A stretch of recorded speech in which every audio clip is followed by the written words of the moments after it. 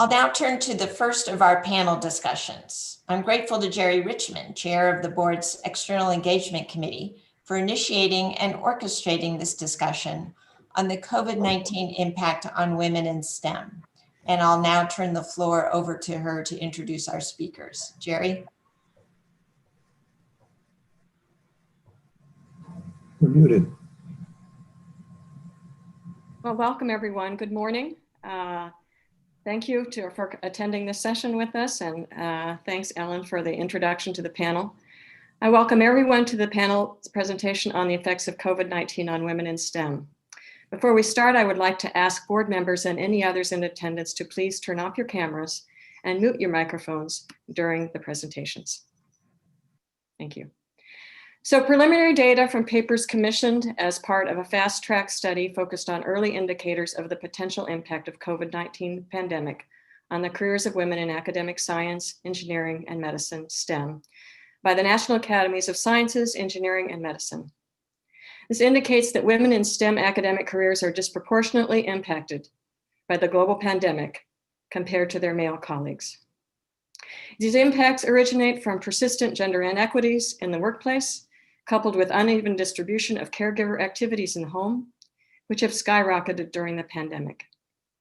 COVID-19 has magnified inequities in job stability, salary, grant success, and award eligibility in STEM fields. If this inequity is not slowed by concrete action, it could severely damage and even reverse the progress made over the past decades for women in STEM, threatening the missing millions goals that the board has laid out in its Vision 2030 report. So this is important. Due to the urgency of this matter, the board has convened today's panel to showcase data that is emerging on COVID-19's impact on women in STEM. Each panelist will speak for 5 minutes, after which we will have a question and answer session. We start off our session with Dr. Kyle Myers. Dr. Myers is an assistant professor at the Harvard Business School, where he studies the economics of innovation. He's a lead author of Unequal Effects of COVID-19 Pandemic on Scientists, which was published in Nature Human Behavior. Our second speaker, Dr. Felicia Jefferson, is a tenured associate professor at Fort Valley State University. Dr. Jefferson uses science and engineering to solve problems in local communities and encourage STEM delivery mechanisms to broaden participation. She will address the unequal distribution of impact on women in STEM across institutional types and across race identifiers. Our third panelist is Ellen Ernst-Kasich, who is professor at Purdue University, where she studies how work-life boundaries, work-life family, and diversity employment practices impact women's workplace inclusion and career equality. Dr. Kasich will highlight data on how work-life boundaries have shifted for women during the pandemic. And our final panelist is Alex Hassan, a PhD student and NSF graduate research fellow at North Carolina State University. In addition to studying material science, Ms. Hassan serves as co-president of the Science Policy PAC at North Carolina State, where she works to increase scientific participation in policymaking. She will highlight a study she co-authored on why paid family leave would strengthen the STEM workforce. After conclusion of all the presentations, we will invite board members to turn their cameras back on and start the question and answer session. We have set this session up so that we have time for vigorous conversation around this very important and urgent topic. I will now turn to Kyle to start his presentation. Kyle.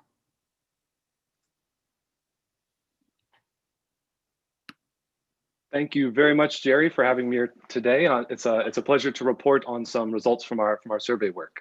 I'd like to start by giving you all a brief overview of the results from our team at Harvard, Northwestern, and some other universities have found from our survey of thousands of scientists during the summer and fall of this year. This work was supported with funding from our respective universities, grants from the NSF, thank you, the Air Force, and the Sloan Foundation. Next. So in the first wave of our survey, which was distributed in April, we sought to identify the immediate effects of the pandemic, and we chose to focus on a measure that's relatively discipline agnostic. That is how much time researchers are spending on their research. And when we explored the professional and demographic characteristics of our respondents, 3 groups stood out as reporting to have lost the most research time. First, was the bench scientists, with biologists and chemists reporting in particular the largest declines in their research time. I would note that we don't take this to say that every biologist had it worse than every social scientist, for example, but rather we interpret this as indicating that scientists who work requires being in a specific location, performing very time-sensitive work, that sort of thing. That's the style of research that was most likely disrupted at the onset of the pandemic. Now, we also found that researchers with young children at home, and as is the focus of this session today, that female scientists also reported significant declines in their ability to work on their research. Now, notably, we found that these differences in this reporting of research time persisted even after we controlled for many other factors. So in other words, it doesn't appear to be the case that female scientists lost more research time because they disproportionately work in certain fields that were more or less affected. Rather, the difference was at the gender level, even controlling for things like field of work. So then, based on the results from this first wave of the survey, we circulated it again from June to August, and this time we focused on scientists' forecasts of the future. We wanted to identify which groups of scientists had more optimistic or pessimistic beliefs about their ability to do things like raise research funds and publish in the coming years. So who had the most pessimistic forecasts? Next. So first off, basically everyone that we identified in the first wave as losing the most research time also had the most pessimistic forecasts. Now, we take this as some of the first evidence that even if the pandemic wraps up quickly in the coming years, fingers crossed, that the effects of it could still be much longer lasting. One of the more interesting things, though, I think, is that in the survey, we also asked respondents to rate how well their institution was handling the pandemic, of course, at the time of the survey. And we found a very strong correlation where scientists who rated their institution more negatively also had more pessimistic forecasts. Now, of course, you're already probably thinking that this correlation could arise just because those who got hit the hardest by the pandemic are also going to have pessimistic forecasts and also just will inherently be more likely to rate their institution lower. But this correlation clearly persists even when we use all of the different measures we have in our survey to control for how disrupted in the moment each scientist is.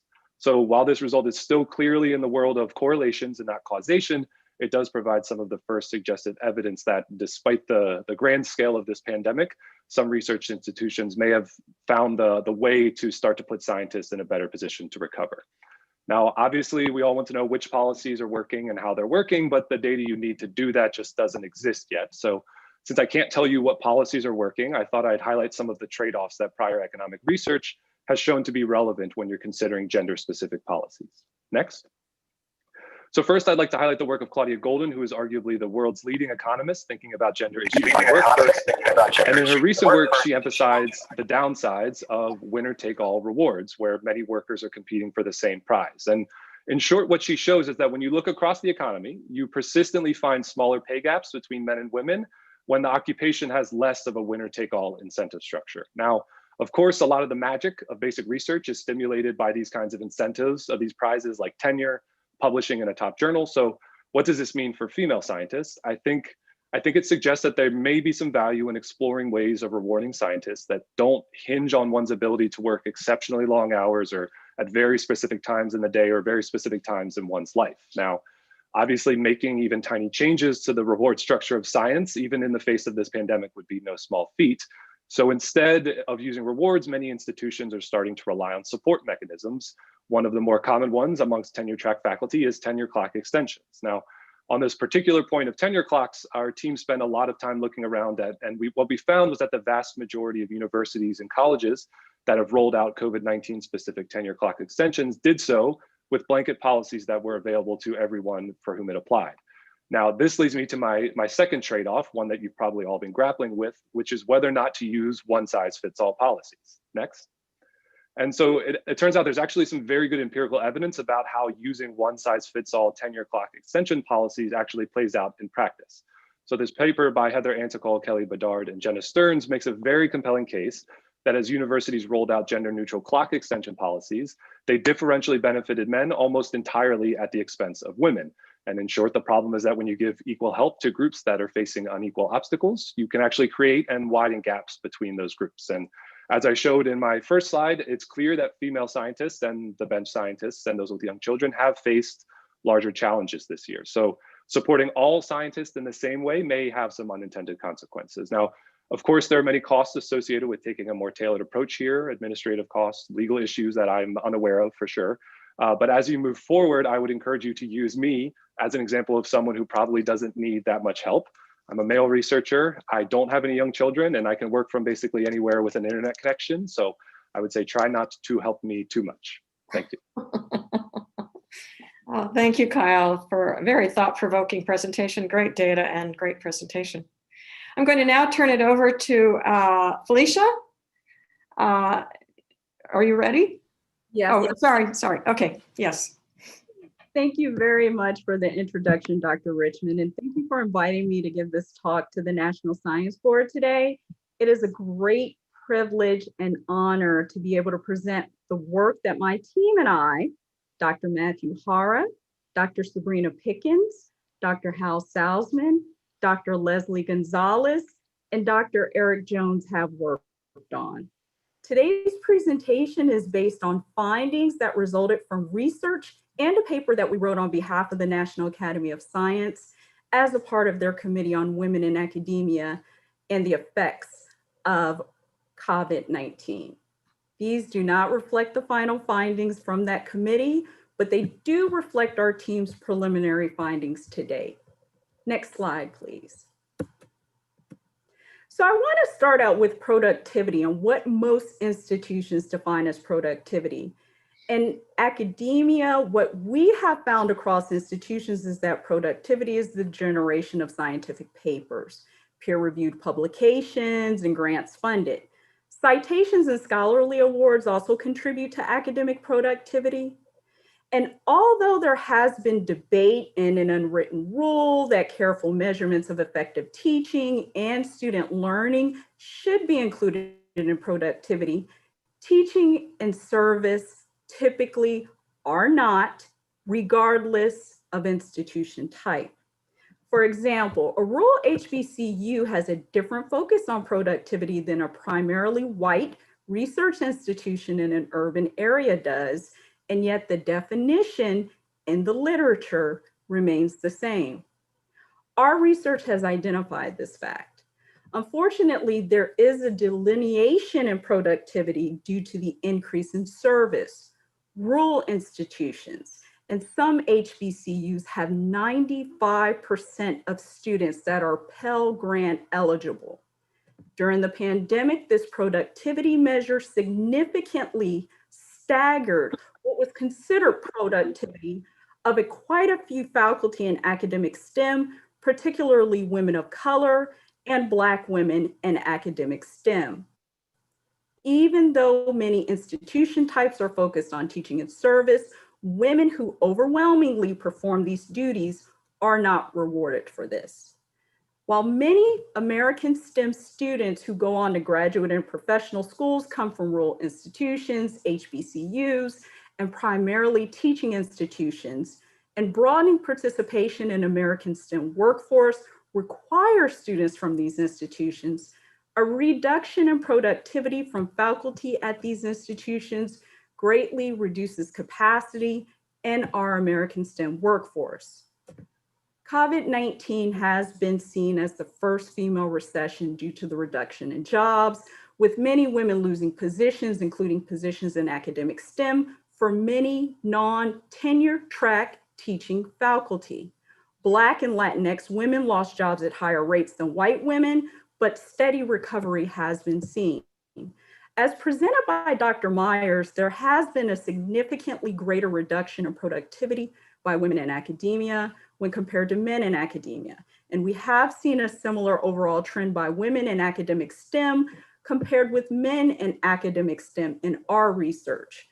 We have found that this is due to a number of factors, as Dr. Richmond said, and Dr. Myers said, which include more child rearing and household duties for women in academic STEM, the completion of more academic service duties by women than men, and women in academic STEM are sought out more than men in academic STEM to provide personal consultations and academic concessions by students. Next slide, please. Our research shows that it is this greater duty and service experienced by women in academic STEM that has led to a reduction in productivity during the pandemic. Furthermore, research shows that it is women faculty at minority-serving institutions, mainly Black American women faculty, that have experienced a greater shift to service duties during this pandemic. Part of this is due to the nature of the pandemic and those students who have been grossly affected by deaths in families who are Black, Indigenous, people of color. Students are overwhelmingly seeking out women faculty of these BIPAC groups for support. Academic STEM faculty at rural institutions throughout our nation, at HBCUs and mainly primarily teaching institutions, are seeing this shift to service and advisement, particularly with students who have experienced pandemic-related family, economic, and other losses. Research has also shown a similar trend for Black faculty in academic STEM, both men and women at Research One institutions and primarily white institutions, as these are the faculty that are sought out by students who are experiencing the traumatic effects of COVID-19. The research suggests the COVID-19 pandemic has greatly affected women in academic STEM. This includes medicine, from graduate levels to the tenured and tenure track faculty levels, through an increase in the undertaking of service and overall reduction in productivity. This increase in service can be seen most prominently by Black and Indigenous women in STEM, and often at rural institutions, primarily teaching institutions and minority serving institutions, including HBCUs. In the evaluation of tenure clocks, career trajectories, and productivity, a shift in the contractual obligations for service during COVID-19 should be included. Thank you very much for your time. Oh, thank you, Felicia. Really important work. So thanks to your contributions to this. I'm now going to turn it over to Ellen. Ellen, are you ready? Yes, I am. Hi, I'm Ellen Kosick, and I'm from Purdue University.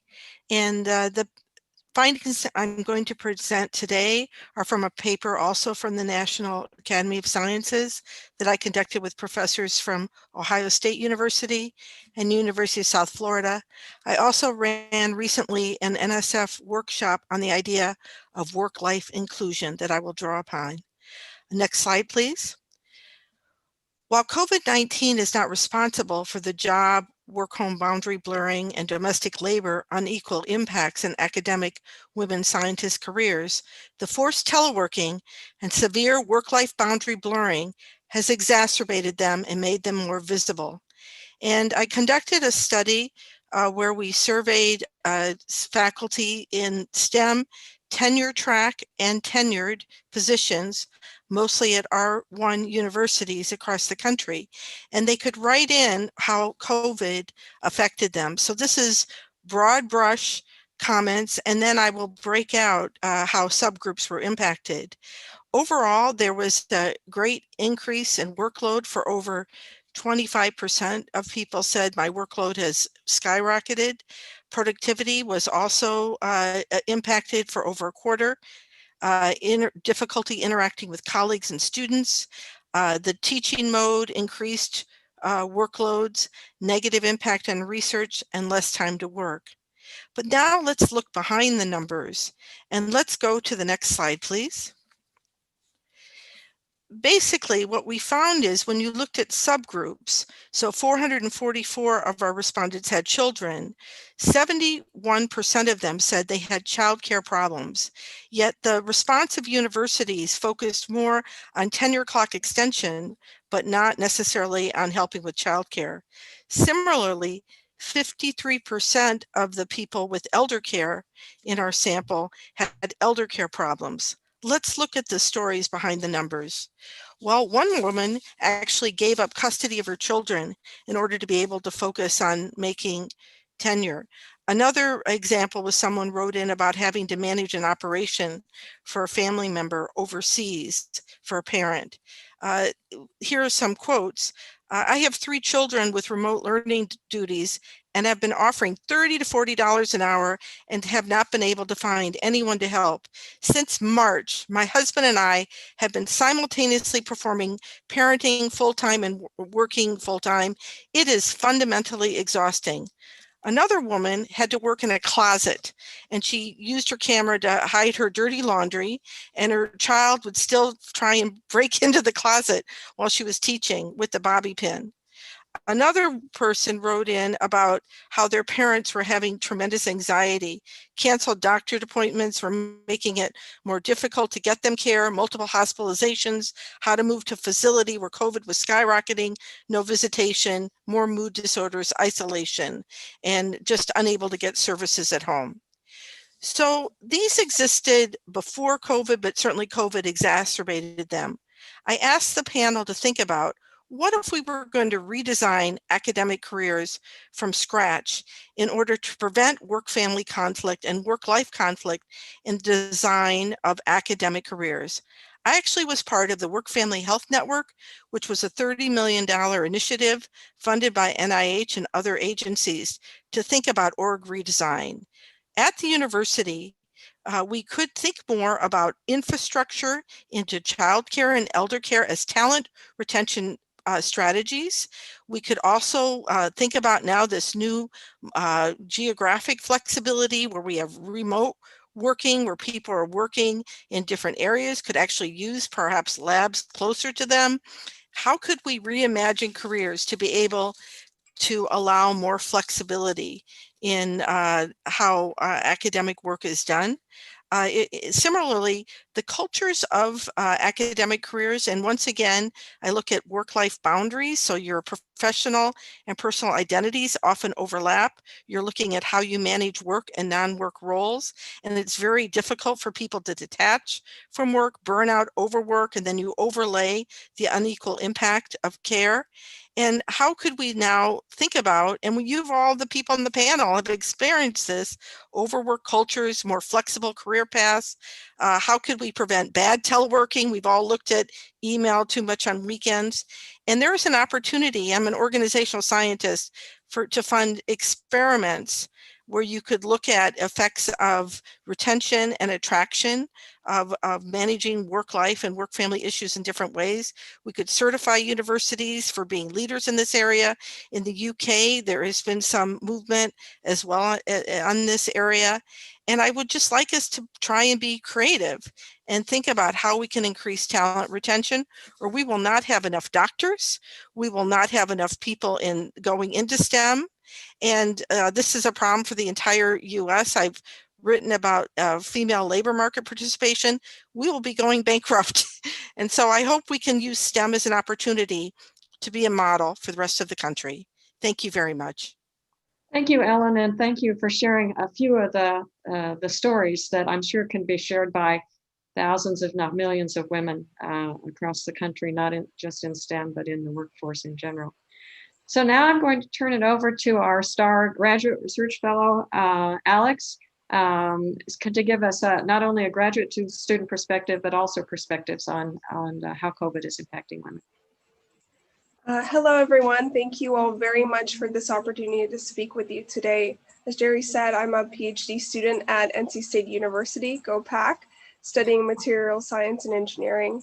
I'm also co-president of a science policy student organization, SciPolPack, where our members collaborate to address issues at the science policy interface. Today, I'm sharing some of the insights from our policy memo, Paid Parental Leave to Strengthen the STEM Workforce. As an early career female researcher myself, I've spent many hours considering how an academic career would look like as a future mother. Next. The issue I'm going to discuss is how the pandemic has exacerbated existing gender inequality in STEM. One particularly disheartening statistic I found was that 40% of new mothers leave the STEM workforce as compared to only 23% of new fathers. This isn't surprising. Care work is extremely unbalanced, and even among highly educated couples, women in the United States spend twice as more time on childcare and housework. This has been significantly exacerbated by the COVID-19 pandemic due to school shutdowns and children staying at home. With labs shutdowns and the boundaries of work and life completely muddled, female academic productivity has plummeted, and the effects will reverberate throughout our future careers.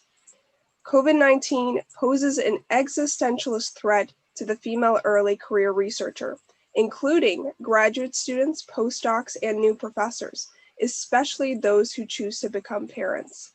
Next.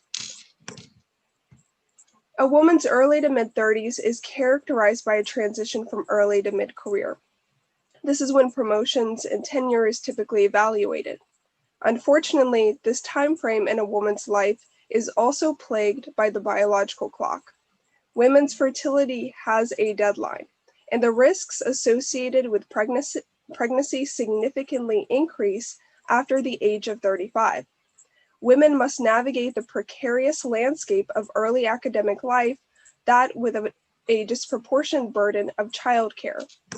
Now that women are waiting later in life to have children, women in their 30s also have the added responsibility of caring for aging parents in addition to their young children. Competing domestic and career forces can make a woman's reproductive choice a direct barrier to career advancement. Never has this disparity been more prevalent than in the time of COVID-19. Next. Despite these long-standing challenges, there is still time for us to join together and learn from our past mistakes. We can use COVID-19 as an opportunity to better our academic society and make it more equitable for women. Next. The first step is to acknowledge that there is a problem. We need to speak openly and honestly about the pressures faced by women in the academic workforce, and we need to destigmatize the prioritization of work-life balance. Next. The second step is to provide women and parents more flexibility. This may mean pausing the tenure clock for some, extending grant deadlines, and providing more funding for postdocs and temporary research workers to offset the cost of childcare. Next. The third step is to elevate women and minority voices, especially in technical and public forums. Since COVID-19 has eliminated many of the informal networking opportunities for early career researchers, we need to prioritize younger researchers to give invited and selected talks and more opportunities for them to disseminate their research findings. Next. And finally, the fourth step is to increase access to paid family leave in the long term. Universities should provide both mothers and fathers paid family leave so that they can more equitably share the burden of childcare. Paid family leave is an effective measure to retain more women in the workforce and has numerous economic benefits. This should be made accessible for all stages of academic life, from PhD researcher to professor. COVID-19 has shed light onto the many failures of our academic workforce, but it has also given us a chance to learn and to change course. Together, with your help across our different institutions, I believe we can make meaningful and long-term progress for gender equality and strengthen the STEM workforce. Thank you very much. Great. Thank you very much, Alex. And many thanks to all the exceptional panelists for sharing their ideas and recommendations. For those interested in more information, we have a list of papers and other resources available on the National Science Board website. So now I'd like to ask the board members to please turn on their videos for the question and answer session. Please raise your virtual hand when you have a question, and I'll take host prerogative and start us off first. So all of you have expressed a level of urgency with regards to being able to deal with the current situations for women that are having to teach out of a closet, or just the difficulties of graduate student thinking about, now am I ever going to have kids if I have to be in graduate school for 4 more years, whatever that number is. So there's a real urgency to this. So are you seeing institutions or funding agencies taking this on as an urgent issue rather than just thinking about it?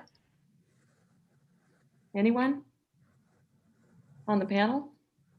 Geri, I can hop in quick. So I was on a panel recently where I believe it was Kay Lund from the NIH's Office of Extramural Research was on, and she was talking about gender-specific policies that the NIH was either actively debating, about to put in place, or had already put into place. Don't quote me exactly on the status of those. I would encourage people to look and see, but they sounded like they were very seriously like I said, debating or already putting into place certain policies that would be sort of tailored to the situation of the researchers themselves, and not something that everyone would have access to.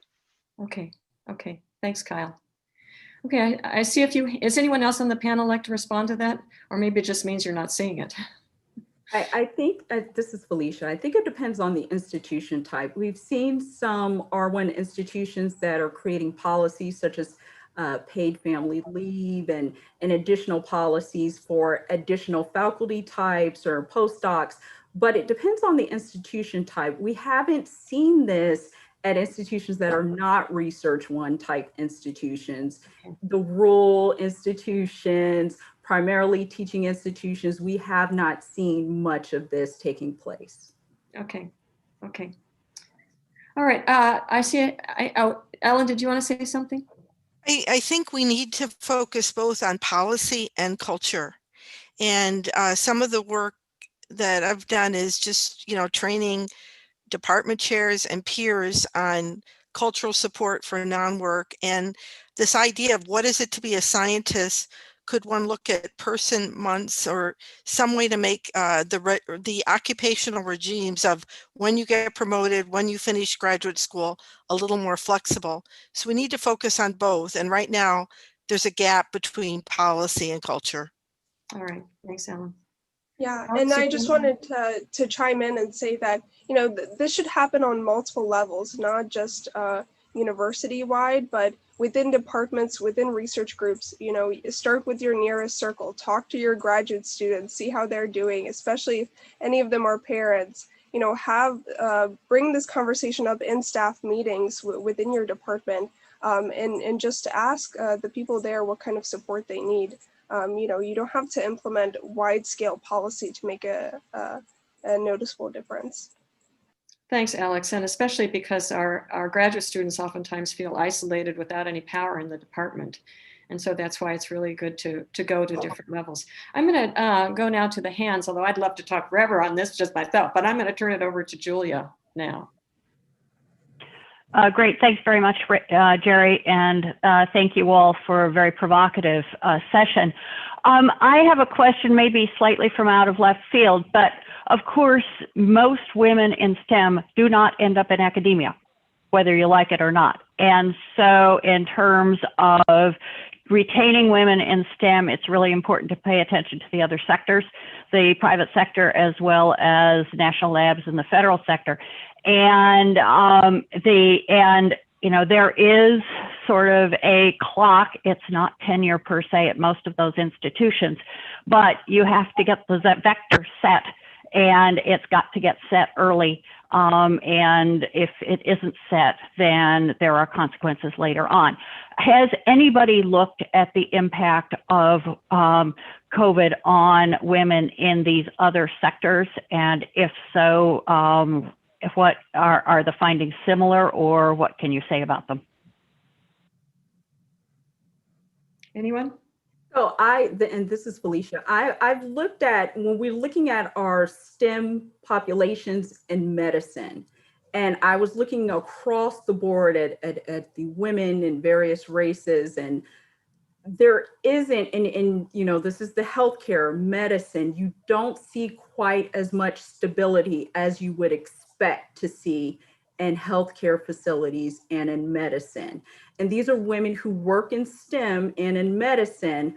Many of them are contracted out for services, but you don't see too many policies that even are reflective of FMLA because so many people are contractors.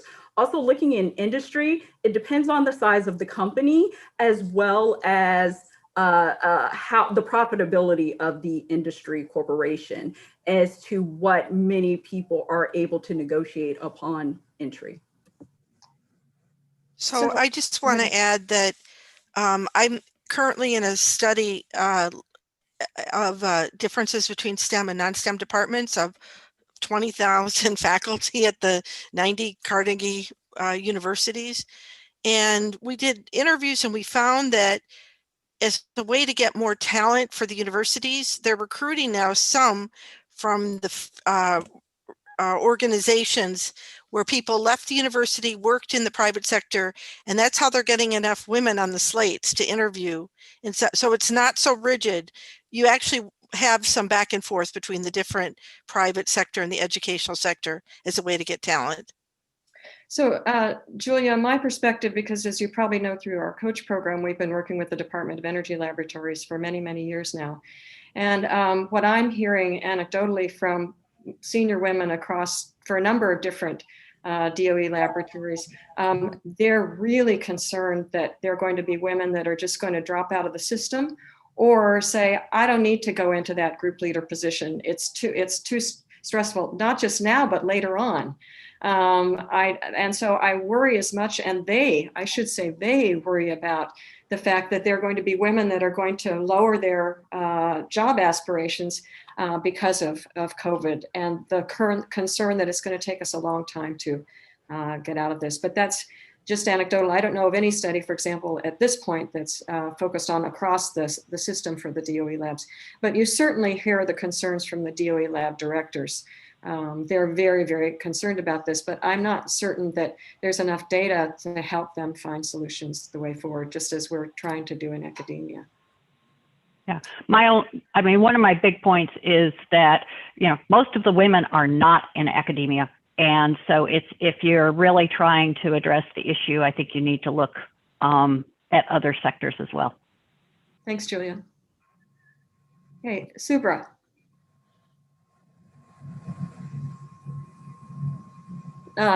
Savarusandam.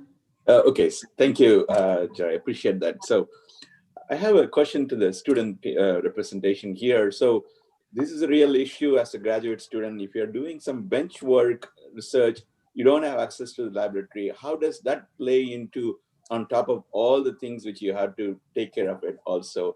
Can you comment on it? And also any thoughts about how to fix it from your perspective? Yeah, thank you so much for that question. I will say these past few months have been especially difficult for myself and my peers who are, bench work scientists. There have been significant restrictions as to, how frequently you can go into the lab, how many people are allowed at one time. I work in a clean room facility, so, it's well ventilated and there are a lot of safety precautions already. So I've been very fortunate in that regard. But I know a lot of my colleagues who work in plant science or animal science, it's much difficult for them to keep up with the schedule of maintaining their experiments. But the best way that we do is to adapt, and I think a lot of researchers have shown their skills for adaptability and resilience during this time. And during the lockdowns, a lot of people have been working on manuscripts and data analysis, and that's kind of how you manage. But, as the science happens in the lab. So that's definitely a major hurdle, and it's going to, set us back and delay graduation timelines, which is, especially relevant to women and their timelines as well for starting families and securing job positions. So I definitely think it's going to have a long-term effect. And, we're not out of the woods yet. There still might be shutdowns in our respective laboratories. So we have to keep that in mind. Thank you very much. Appreciate it. Thanks, Alex. And I think one of you had said when we were discussing earlier that, when you ask someone, are your research labs operating again at your institution? And they say, yeah, it's part-time, but things are rolling right along. And what you're not getting is the message, like Alex is and others have been saying, is that it's not rolling for a lot of the students that have other obligations too. Vic, I'm going to turn over to you now. Thank you, Geri. I appreciate it. And thanks to the panel. This was fantastic.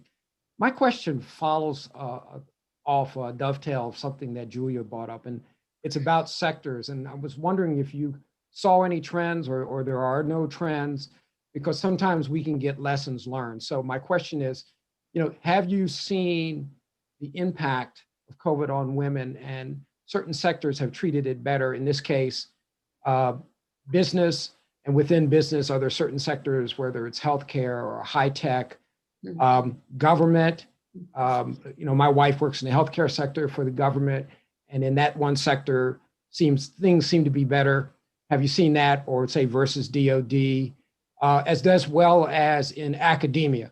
So for example, are things better, for example, in the minority serving institutions, the HSIs, the HBCUs versus the PWIs? And are you engaging also the women's women's groups, as well as the minority technical organizations like SWE, Novache, who's worked with Geri in the past with Coach? Are you working with them to also get out the message and also look at the different impacts according to sector? Any comments? I unfortunately, I mean, I'll say that, Vic, I think it's just so early that even if you saw something come out, I would advise you to take whatever you read with a grain of salt, because it's just so hard to predict what's going to be happening. I think, harkening back to some of the things I mentioned in my remarks about Claudia Golden's work of like non-COVID times, what sort of sectors have you seen handle these things well? One of the occupations that she emphasizes in that one paper is pharmacists. Turns out there's like basically no gender pay gap in pharmacy, and a lot of that stems from the flexibility of that job. It's very easy to sort of make as much money as you want to make in pharmacy, and so that's sort of one of her sort of staple occupations where things seem to be going pretty well. So if you know a pharmacist, maybe talk to them about how they're handling this. That might be a place to start. Thank you. Suresh. Yeah, thank you, Geri. These panels are so valuable. I think they're almost the best part of the meeting. No offense to anyone else. Last time we had a great set panel. So thanks to all four speakers.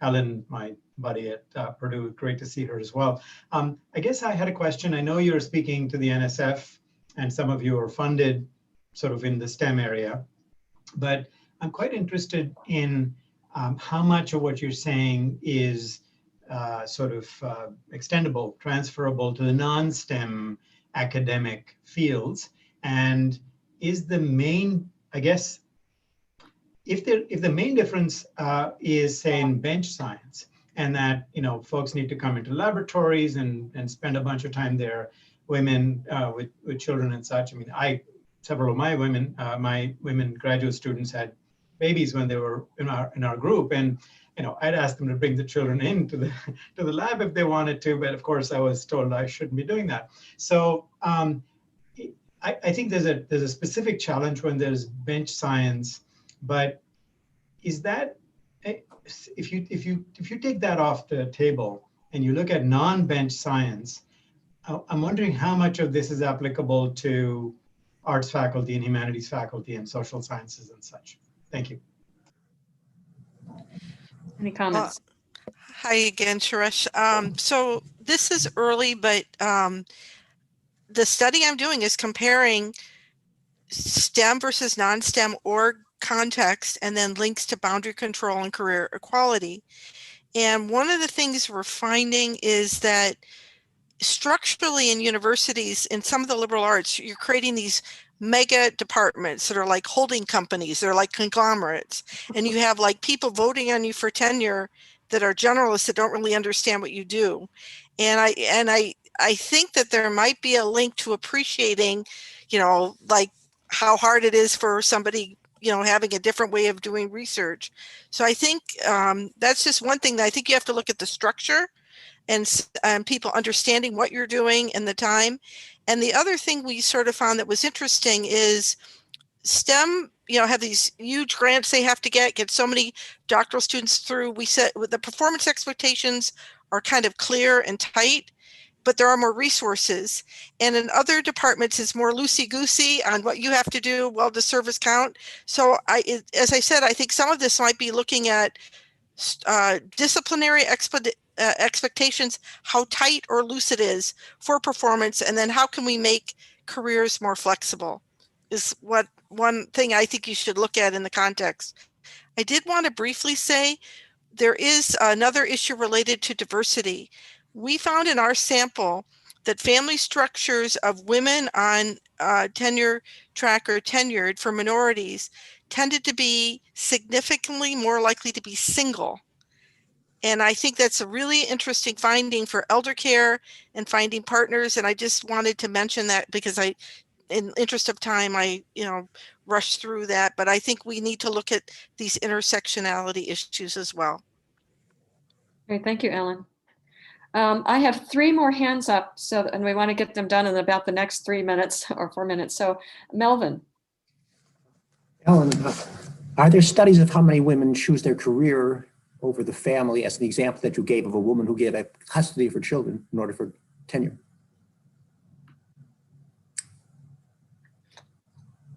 Anyone have any data on that? Not that I know of. Okay. Okay. Thank you. Okay. Maureen. Yeah, I think I can be quick because I'm probably just channeling you, Geri. I really want to say that COVID has shed a light on these problems and has accentuated them, but these are long-standing problems that are not going to go away when COVID goes away. And, perhaps the opportunity that's being presented to us here is increasing the urgency of addressing these kinds of inequities in a systemic, sustained manner. And not just sweeping them back under the rug, which is where they've been for the last 30 years or more. So that's my only comment. And an important one, Maureen, and an important one. Amelia. I just have a quick comment. I have no doubt about the bench scientist impacts, but one thing that was not mentioned, which affects the type of scientist that I am, and there are many of us, is those of us who work internationally. I mean, I had teams in the field in Brazil, and I had to pull everybody out since March. And I don't see, we keep meeting over Zoom and trying to say, when can we get back to the field? And we don't see a time in which to get back. So we're talking about possibly a year to year and a half of lost time in the field, and then trying to, of course, focus on publications on already collected data.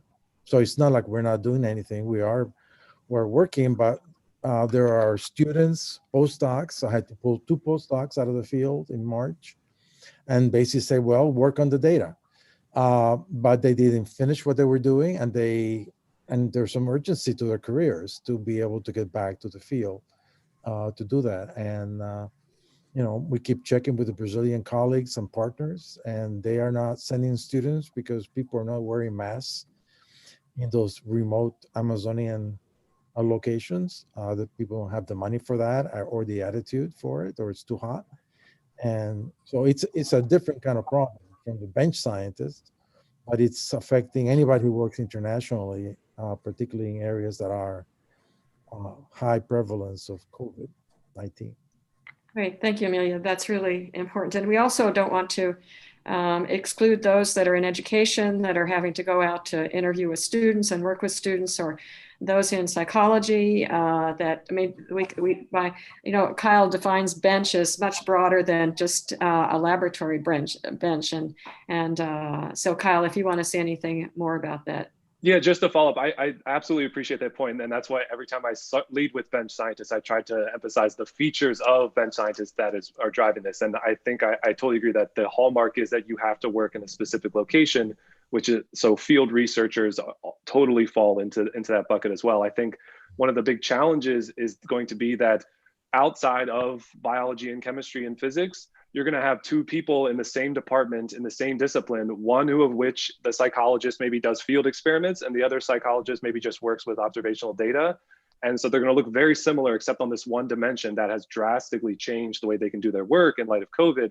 And so figuring out how do we help some people in a department and not others is going to be really challenging. But to your point, that person whose work was all about field research has just been dramatically more affected by the pandemic.